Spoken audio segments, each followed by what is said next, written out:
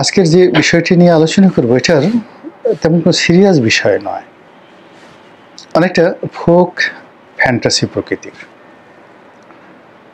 আমাদের দৈনন্দিন জীবনে আমরা প্রায় খুব সিরিয়াস কথাবার্তা বলি, ভীষণ রকম সিরিয়াস।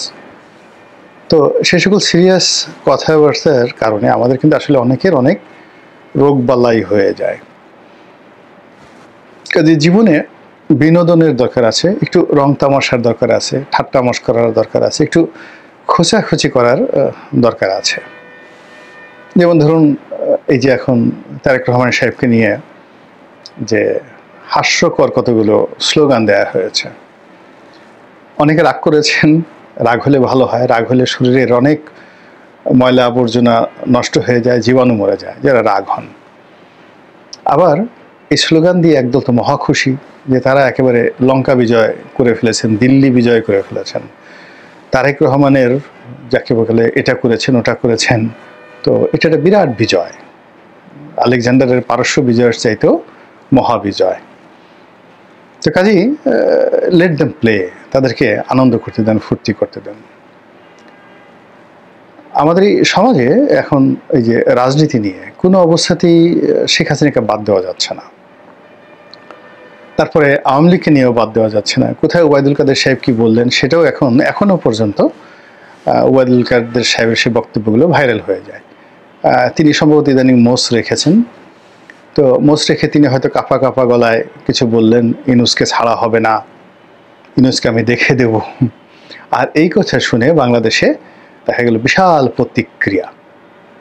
তাহলে যখনই ওনার কোনো কথায় আমরা প্রতিক্রিয়া দেখাচ্ছি, ইট মিনস তার একটা গ্রহণযোগ্যতা আছে, তার একটা শক্তিমত্তা আছে। আদারওয়াইজ সাধারণত যদি কোনো অপ্রয়োজনীয় লোক, অগ্রহণযোগ্য লোক, অগুরুত্বপূর্ণ লোক আপনাকে নিয়ে কোনো কথা বলে, ওটা আপনার মাথা কখনো হিট অ্যান্ড হার্ট করবে না।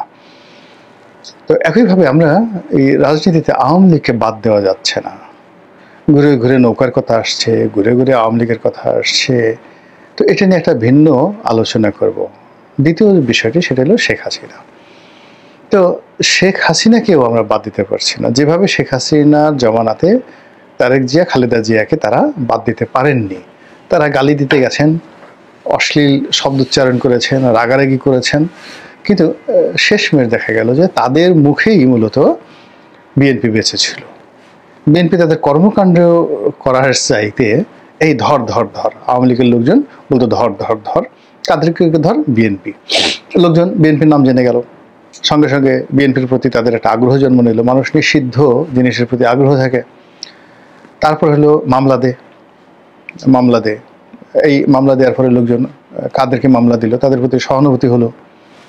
এরপরে সংসদে দাঁড়িয়ে তারেক রহমানকে গালাগাল করলেন যে ধরে নিয়ে আসবো, বেটা ফাজিল, ওখানে বসে বসে বড় বড় কথা বলো, শক্তি থাকে তো আয় বাংলাদেশে।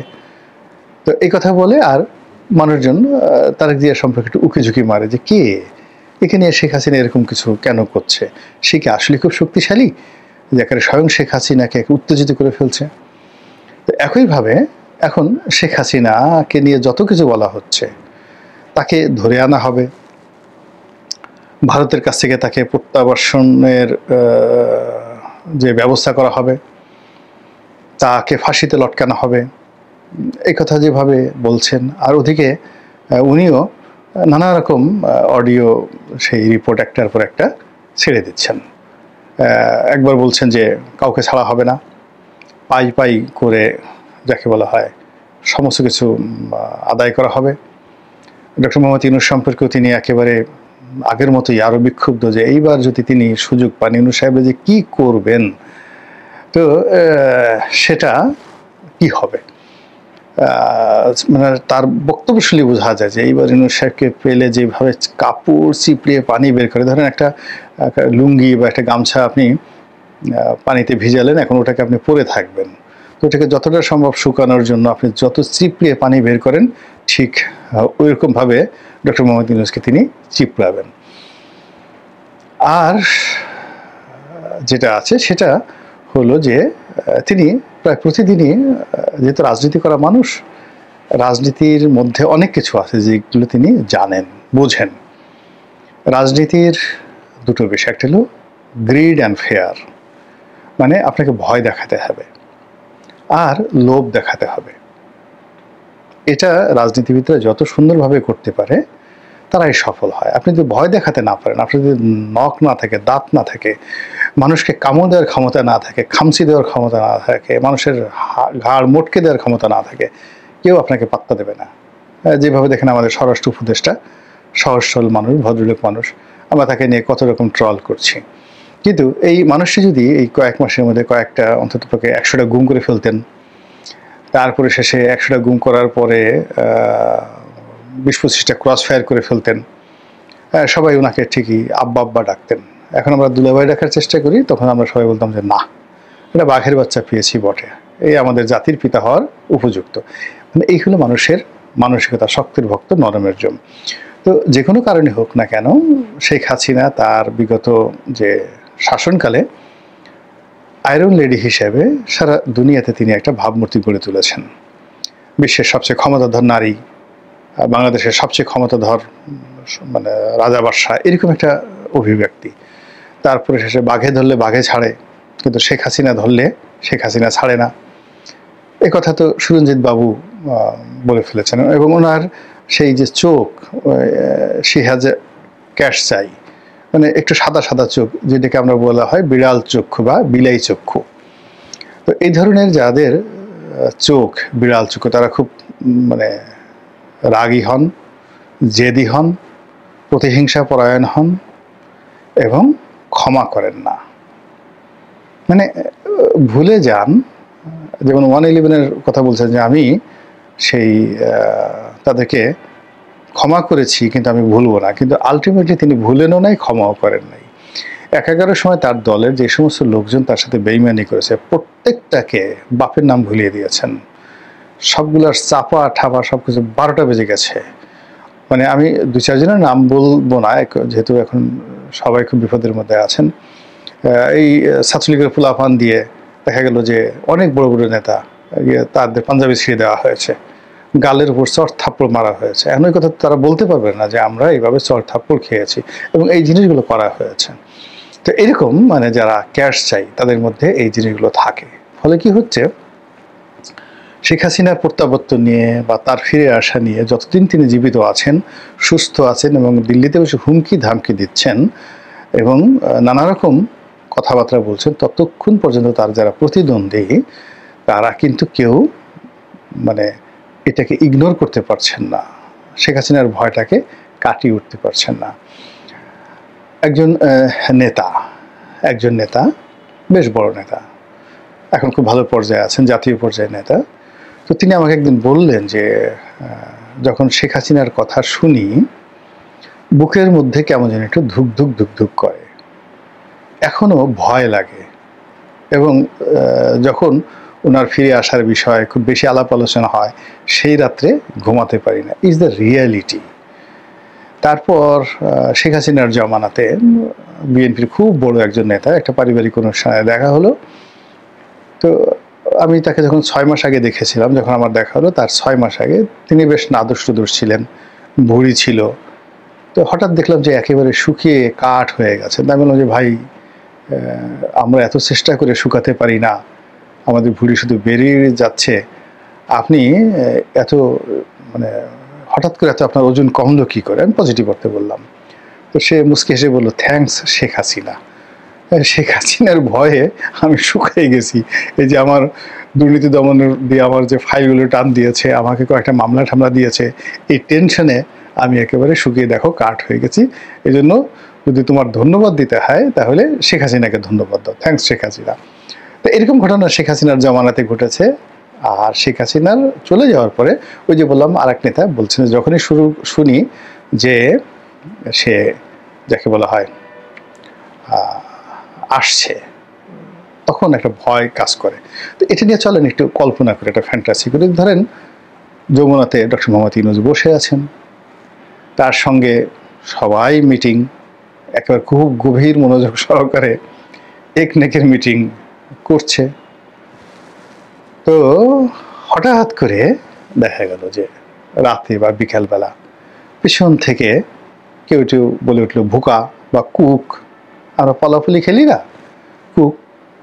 তো সবাই একটু তাকালো, সবাই একটু তাকালো যে শব্দটা চেনা চেনা মনে হয়, কুক দিল কে? তো আবার হলো যে না, হয়তো ভুল শুনছি, এতগুলো সিরিয়াস মানুষ চারিদিকে, এতগুলো পুলিশ, এতগুলো আর্মি দাঁড়িয়ে আছে, ওয়েল সিকিউরড এলাকা, এখানে কুক দেবে কে? কুক দেওয়ার মতো এখানে তো কেউ নেই। তখন আবার যার যার মতো করে এই ফাইলে মনোযোগ দিয়ে আলাপ আলোচনা হলো। And after 5 minutes again cook ভোকা। এখন সবাই সবার মুখের দিকে তাকাচ্ছে, সবাই সবার মুখের দিকে তাকাচ্ছে, দৃশ্যটা চিন্তা করেন। কিন্তু কেউ বলতে পারছে না, বয়স্ক মানুষ, যে আমরা এখানে এই অবস্থাতে আছি, আমাদের সঙ্গে তো কুক, পালাফুলি, ভোকা এই কথাগুলো আসলে যায় না, কিন্তু শব্দগুলো হচ্ছে। এটা কি ভূতে ভূতে করছে না, প্রেতে করছে না, জিনে করছে? তো এগুলো নিয়ে মুখ চাওয়াচুই হচ্ছে।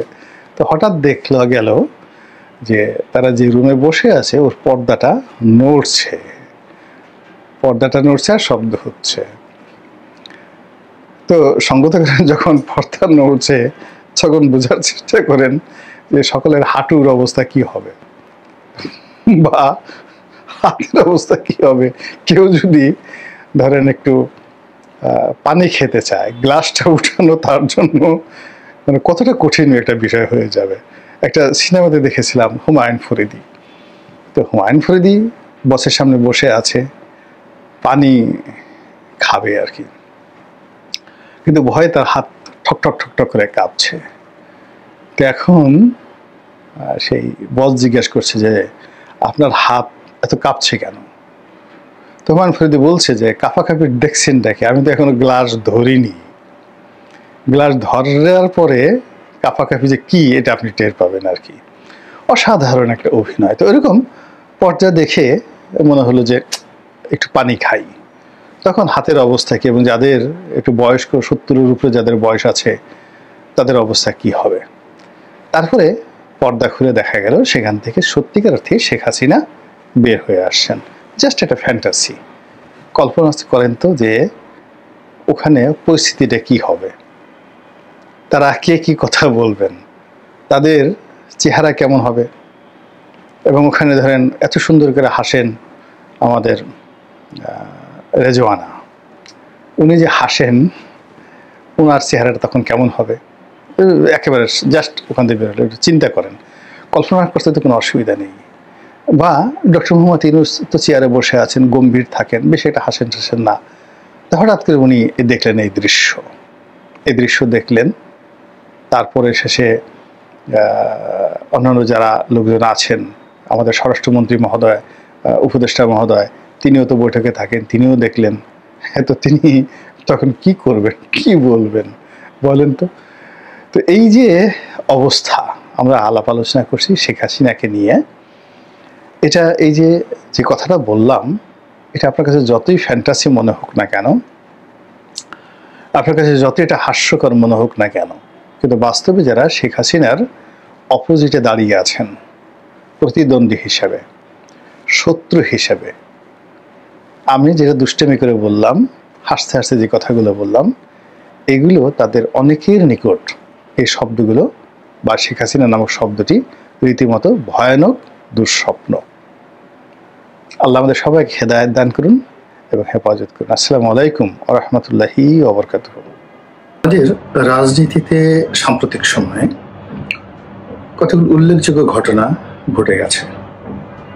গোপালগঞ্জে এনসিপির সমাবেশকে কেন্দ্র করে সেখানে প্রায় যুদ্ধ অবস্থা, এবং এনসিপির নেতৃবৃন্দ গোপালগঞ্জে গিয়ে যে বিরূপ পরিস্থিতির মধ্যে পড়েছেন, তার প্রেক্ষিতে তাদের যে পরবর্তী অনুষ্ঠানগুলো, বিশেষ করে কক্সবাজারে অপ্রীতিকর যে ঘটনা শুরু হলো, এটা কোন পর্যায়ে গিয়ে থামে বলা যাচ্ছে না। ইতিমধ্যে গোপালগঞ্জের ঘটনাকে কেন্দ্র করে এনসিপি নেতাদের একটি যে কথাবার্তার অডিও রেকর্ড ভাইরাল হয়ে পড়েছে, এবং গোপালগঞ্জে সে যারা নিহত হয়েছেন তাদেরকে কারা খুন করলো বা গুলি করলো, তারা কিভাবে মরলো, তাদের রাজনৈতিক পরিচয় কি, এবং সেখানে এখনো 144 ধারা বলবৎ রয়েছে। এর আগে এখানে কারফিউ ছিল, এবং সেই ঘটনাকে কেন্দ্র করে আওয়ামী লীগ হরতাল ডেকেছে এবং হরতালকে সফল করার জন্য সেই পুরনো নিয়ম অনুযায়ী বেশ কয়েকটি বাস তারা আগুন ধরিয়ে দিয়েছে বা কে বা কার আগুন ধরিয়ে দিয়েছে এবং এর প্রেক্ষিতে অনেক জায়গাতে বিচ্ছিন্নভাবে হরতাল পালিত হয়েছে, আবার অনেক জায়গাতে হরতালের ন্যূনতম নামগন্ধ পর্যন্ত নেই। এটি হলো বাস্তবতা। হরতালকে উপলক্ষ করে নিষিদ্ধ ঘোষিত ছাত্রলীগ, তারপরে যুবলীগ এবং অন্যান্য অঙ্গ সংগঠন তারা সারা বাংলাদেশে মিছিল করেছে, মিটিং করেছে এবং আমাদের মতো যারা মানে রাজনৈতিক বিশ্লেষক রয়েছেন, আলোচক রয়েছেন, রাজনীতিবিদরা রয়েছেন, তারা এই গত কয়েকদিনে বাংলাদেশে ঘটে যাওয়া ঘটনাপুঞ্জি নিয়ে যত আলোচনা করছেন সব আলোচনায় ঘুরে ফিরে একটা কথা আওয়ামী লীগ, একটা কথা শেখ হাসিনা। তো শেখ হাসিনা যারা আওয়ামী লীগের যারা লোকজন তারা তাকে আপা ডাকেন, আর আওয়ামী লীগ যারা বিরোধী লোকজন রয়েছেন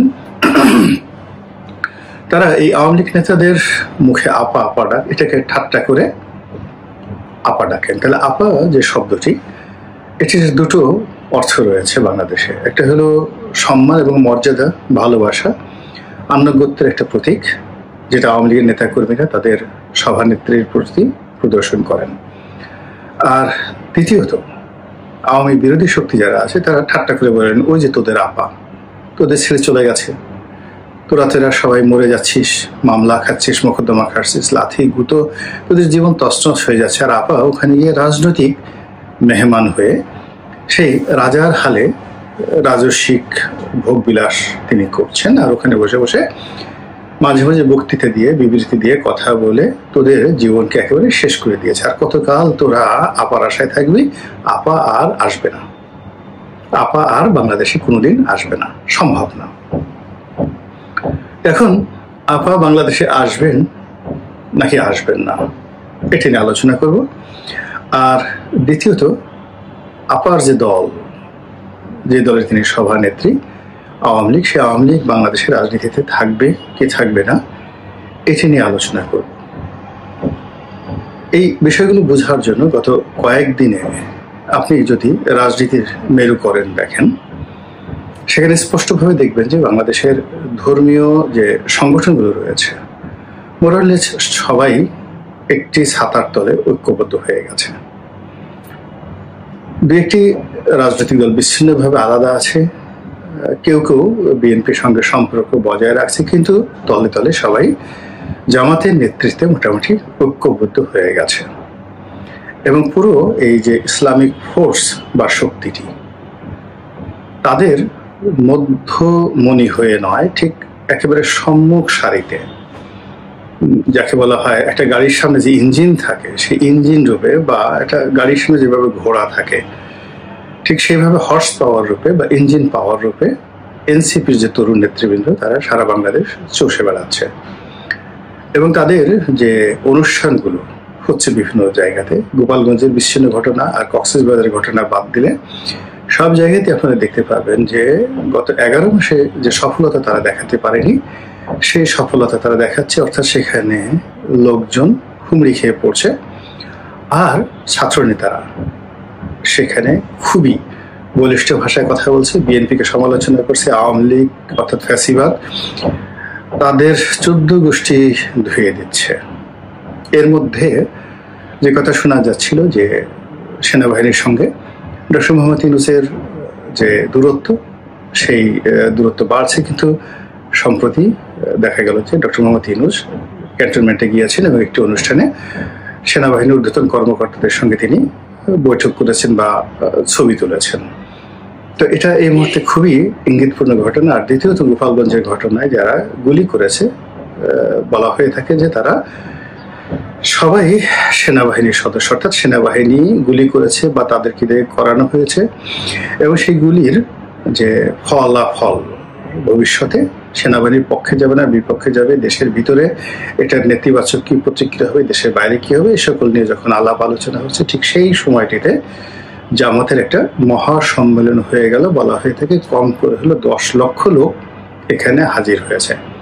তো জামাতের এখানে 10 লক্ষ লোক হাজির হয়েছে। এর আগে যারা করেছিলেন, অর্থাৎ খুব একেবারে অলানে ছাড়েন, তারা একটি সমাবেশ আয়োজন করেছিলেন চরমনাইয়ের পীর সাহেব, তাদের অনুষ্ঠান অনেক বড় হয়েছিল, 5-6 লাখ লোক তো হবেই, সেখানে একদম কানায় কানায় পূর্ণ হয়ে গিয়েছিল। এবং এই দুটো অনুষ্ঠানই ইসলামী দলগুলো এবং অন্যান্য ছোট ছোট যে রাজনৈতিক দলগুলো রয়েছে তারা সেখানে অংশগ্রহণ করেছেন। তাহলে আপনি দেখুন যে একদিকে বিএনপি তাদের 30% ভোট সম্পূর্ণ একা হয়ে আছে, আর অন্যদিকে জামাত এবং অন্যান্য যে লোকগুলো তারা সাধারণ মানুষের ভোটকে একত্রিত করে সরকারের উপর একটা চাপ প্রয়োগ করার জন্য নির্বাচনের মাঠে অনেকগুলো প্রশ্ন তারা তৈরি করে ফেলেছে। 1 নম্বর প্রশ্ন হলো আইন শৃঙ্খলা রক্ষাকারী বাহিনী যতক্ষণ না পর্যন্ত তারা সক্ষমতা অর্জন না করবেন ততক্ষণ পর্যন্ত নির্বাচন হবে না। দ্বিতীয় যে জিনিসটা আছে সেটা হলো পিআর পদ্ধতি, সেই পিআর পদ্ধতির নির্বাচন তারা চাচ্ছে। তৃতীয়ত হলো তারা স্থানীয় সরকার নির্বাচন আগে চাচ্ছে, জাতীয় নির্বাচন পরে চাচ্ছে। এরপর আরো কতগুলো বিষয় রয়েছে, সেই বিষয়গুলো যে সংসদে নারী আসন এবং সংসদে যে দুটো কক্ষ হবে, উচ্চ কক্ষ নিম্ন কক্ষ, এগুলো নিয়ে খুব আলোচনা হচ্ছে। তার সঙ্গে সঙ্গে প্রশাসনিক বিভেদ, মানে বিভাগ এবং প্রদেশ ঘোষণা, এগুলো আলোচনা আছে। হাইকোর্টের বেঞ্চগুলোকে বিভাগীয় শহরগুলোতে স্থাপন করা, এগুলো আলোচনার মধ্যে আছে। এবং সবচেয়ে বড় আলোচনা হলো জুলাই সনদ। এই জুলাই মাসের মধ্যেই জুলাই সনদ ঘোষণা করার জন্য সর্বোচ্চ চেষ্টা করা হবে এবং জুলাই সনদ সঙ্গত কারণে এই সরকারকে এম্পাওয়ার্ড করবে, এনসিপিকে এম্পাওয়ার্ড করবে এবং সমস্ত ক্ষমতা তাদের হাতে কুক্ষিগত হবে এবং তাদের যত কর্মকাণ্ড আজকে পর্যন্ত রয়েছে সেগুলোতে ইমিউনিটি দেওয়া হবে। এবং সেক্ষেত্রে সংবিধান সংশোধন করা থেকে শুরু করে আরো নানা রকম প্রস্তাবনা দেওয়া হয়েছে। তো বোঝার চেষ্টা করুন যে যা কিছু করার চেষ্টা করা হচ্ছে, এতে করে আগামী যে 2 সপ্তাহের মধ্যে বা 3 সপ্তাহের মধ্যে, আগস্ট মাসের 10 তারিখের মধ্যে পুরো বাংলাদেশ উত্তাল অস্থির হয়ে পড়বে। কোনো পরিস্থিতি কারো নিয়ন্ত্রণে থাকবে না এবং চারিদিকে একটা শূন্যতা তৈরি হবে। সেই শূন্যতা অলমোস্ট সারা বাংলাদেশের যে ভোটের বাজার, সেই ভোটের বাজারকে ছিন্ন বিচ্ছিন্ন করে দেবে। প্রথমত আওয়ামী লীগের যে 35% ভোট রয়েছে, তার সহযোগীদেরকে নিয়ে এই ভোটের সংখ্যা আরো অনেক বেশি। বিএনপিরও 30, তারা যখন বিরোধী দলে ছিল, এখন যেহেতু তারা নির্বাচনে জয়ী হওয়ার একটা সম্ভাবনা পৌঁছে গেছে, এই জন্য তাদের ভোট 5% বেড়ে গেছে। আওয়ামী লীগের ভোট 5% ধরে নেন কমে গেছে, তাহলে আওয়ামী লীগের ভোট 35 থেকে 30-এ নেমে এসেছে আর এদের ভোট 30 থেকে 35-এ চলে এসেছে। এটি সাধারণত এই দুটো দলে আমরা ভোটের সমীকরণ 1991 থেকে আজ অবধি দেখে আসছি।